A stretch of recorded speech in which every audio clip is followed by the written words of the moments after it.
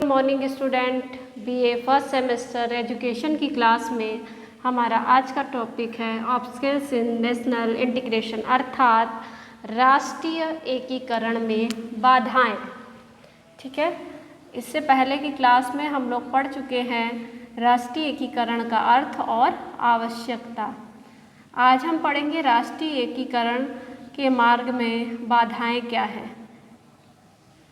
Specially हम पढ़ेंगे जिस देश में हम रहते हैं, अर्थात हम जिस देश के निवासी हैं, भारत। तो भारत में राष्ट्रीय एकीकरण लाने में क्या क्या बाधाएं हैं या उसके मार्ग में क्या बाधाएं हैं, इन्हें हम आज पढ़ेंगे। ठीक है बच्चों, जैसा कि हम सभी जानते हैं कि भारत हमारा कई प्रांतों, इसके अलावा भाषा, धर्म, जाति, ठीक है, कई विभागों में बटा हुआ है। ठीक है, लेकिन इसके बाद भी हमारे देश में राष्ट्रीय एकीकरण का ही परिणाम था कि हमारा भारत स्वतंत्र हुआ था। ठीक है, यहाँ पर अनेक जातियाँ हैं, उपजातियाँ हैं, धर्म हैं, संप्रदाय हैं, संस्कृतियाँ हैं, भाषाएं हैं, भूभाग हैं, जिनके आधार पर देश में अनेक विघटनकारी प्रवृत्तियां भी उत्पन्न हो गई हैं और वो विघटनकारी प्रवृत्तियां ही राष्ट्रीय एकीकरण के मार्ग में बाधाएं उत्पन्न करती हैं। जैसे कि सांप्रदायिकता की बात हम कर लेते हैं, जातीयवाद या हम जिसे जाति प्रथा के नाम से जानते थे, सांप्रदायिकता है। ठीक है, तो उन्हीं को हम पढ़ेंगे। यही सभी हमारे राष्ट्रीय एकीकरण को लाने में बाधाएं उत्पन्न करते हैं, जिसमें हमारा सबसे पहला आता है जाति, या फिर हम जातिवाद कह लें। ठीक है, जाति और जातिवाद या जाति प्रथा आप सभी बहुत आसानी से समझते होंगे कि हमारे देश में अनेक जातियां हैं। ठीक है, जिसमें कि आप कैटेगरी वाइज या वर्ग, जैसे सामान्य जाति आपने सुना होगा, पिछड़ा वर्ग सुना होगा, अनुसूचित जाति जनजाति सुना होगा।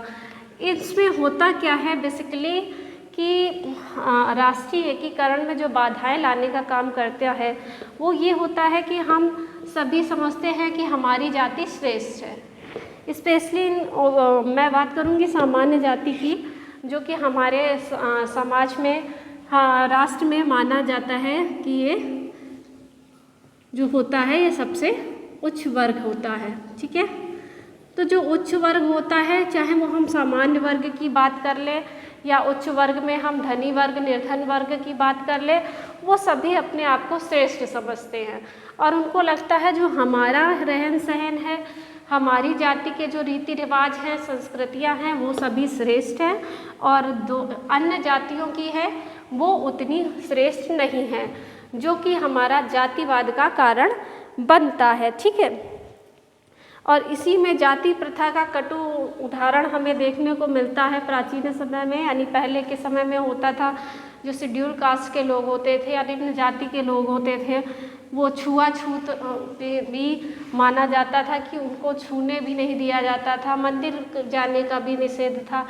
तो ये सारे कारण हमारे देश में राष्ट्रीय एकता के मार्ग में बाधाएं उत्पन्न करते हैं, क्योंकि हमारे देश में हम सभी विभिन्न धर्म, जाति और संप्रदाय के आधार पर बटे जरूर हुए हैं, लेकिन अगर हम राष्ट्रीय एकीकरण के नाम पर एकजुट नहीं होते हैं तो क्या सिर्फ ये उच्च जाति के वर्ग के लोग ही सारे धर्म समाज का ठेका ले सकते हैं, राष्ट्र में एक राष्ट्रीय एकीकरण को लाने का प्रयास कर सकते हैं? यह बिल्कुल संभव नहीं है, क्योंकि जब हम राष्ट्र में हमारे भारतीय संविधान में किसी तरह का इस तरह का कोई भी प्रावधान नहीं है तो हम आपस में ही मिलजुल कर ऐसा क्यों करते हैं?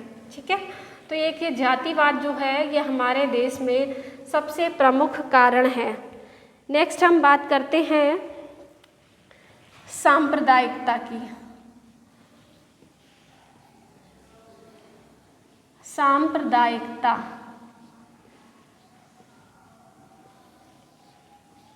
सांप्रदायिकता से आशय क्या है राष्ट्रीय एकीकरण के मार्ग में जो हमें दूसरी सबसे प्रमुख बाधा दिखाई देती है वो क्या है?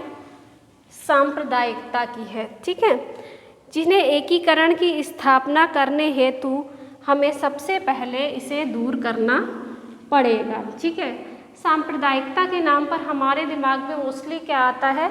हिंदू और मुस्लिम। ठीक है, हिंदू और मुस्लिम के नाम पर जैसे आपने सुना होगा दंगे कराना, हिंदू मुस्लिम को आपस में भड़काना। हालांकि पहले ऐसा कुछ भी नहीं था। ठीक है, लेकिन धीरे धीरे आज़ादी के बाद भी आपने देखा कि हमारा जो भारत था वो दो वर्गों में विभाजित हुआ, हिंदू मुसलमान के नाम पर ही।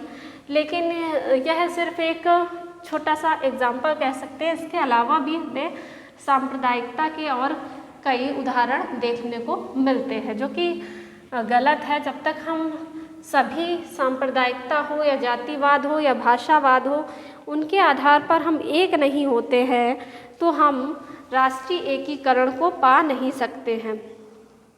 अतः सांप्रदायिकता विहीन वातावरण को उत्पन्न करने वाले इन सभी विरोधी तत्वों को हमें राष्ट्रीय एकता के महत्व को समझाना आवश्यक है और उसकी शुरुआत होगी आप युवा पीढ़ी से।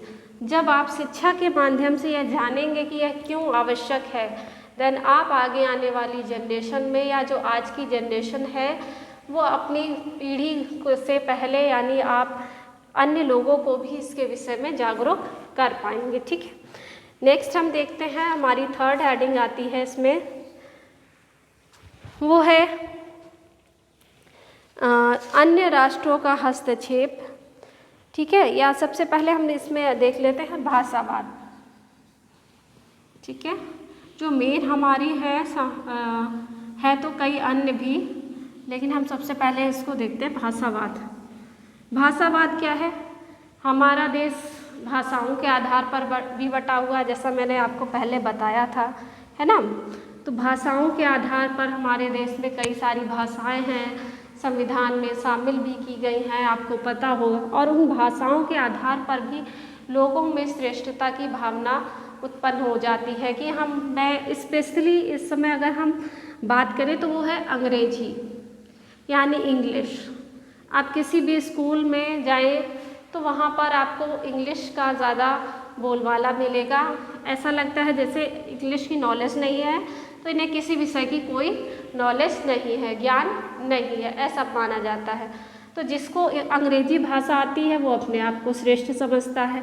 भाषाओं के आधार पर राज्यों की स्थापना की गई तो वो की गई उनकी सुविधा के लिए, प्रशासन की सुविधा के लिए, ना कि राष्ट्रीय एकता को खत्म करने के लिए।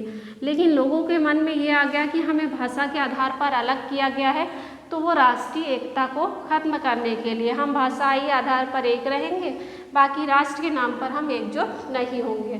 तो ऐसा नहीं करना है, हमें भाषावाद के नाम पर भी अलग नहीं होना है, हमें एक ही जुट होकर रहना है। ठीक है, नेक्स्ट बात करते हैं क्षेत्रीयवाद की।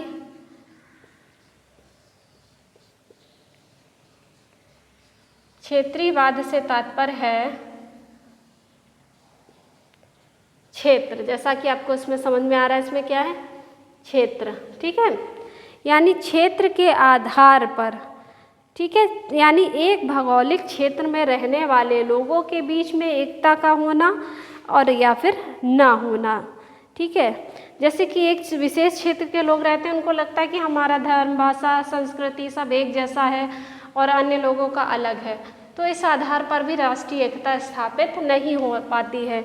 तो यानी कि कह सकते हैं क्षेत्रीयवाद भी इसका एक बहुत बड़ा कारण है। क्षेत्रीयवाद का संकीर्ण रूप आज़ाद भारत में भी देखने को मिलता है, चाहे वो उत्तर और दक्षिण का हो, मतभेद हो या फिर अन्य चीज़ों के बीच में। ठीक है, तो ये एक क्षेत्रीयवाद भी है जो है वो हमारा विशेष प्रमुख कारण है। ठीक है, नेक्स्ट हम देखते हैं,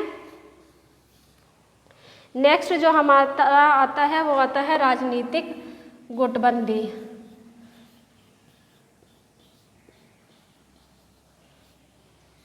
राजनीतिक गुटबंदी, राजनीतिक गुटबंदी तो इसका प्रमुख कारण है क्योंकि सभी पॉलिटिकल पार्टियां या जो राजनीतिक पार्टियां होती हैं वो सिर्फ अपना भला देखती हैं। वो चाहती है किस तरह हम फूट डालो और राज्य करो कि नीति के आधार पर देश में हम शासन कर सके। जो हमारे यहाँ अंग्रेज़ों में किया था वही हम भारत में भी दोबारा कर सकें। ठीक है, और ये काम मोस्टली पॉलिटिकल पार्टियां इसको अप्लाई करना चाहती हैं कि हम फूट डालो और राज्य करो की नीति को अप्लाई करें। ठीक है, थोड़ी सी समस्या ये भी होती है कि जब हम आपस में ही नहीं समझते हैं तो पॉलिटिकल पार्टियां कह सकते हैं कि इसका फ़ायदा उठाएंगी ही।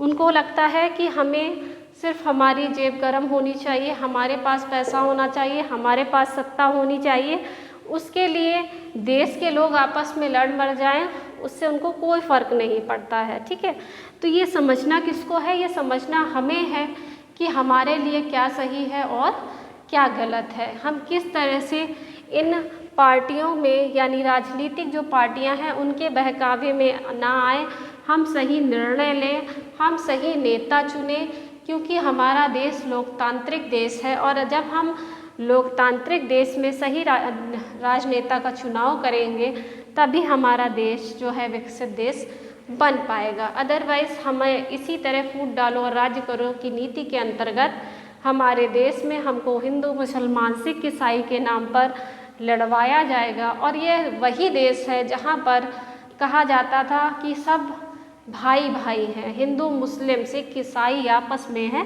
भाई भाई, लेकिन आज उसी राज्य में उसी राष्ट्र में हमें हिंदू और मुस्लिम के कहकर लड़वाया जाता है। ठीक है, तो ये चीज़ें हमें समझनी है और स्पेशली इन जो आज के समय में हमारी युवा पीढ़ी है।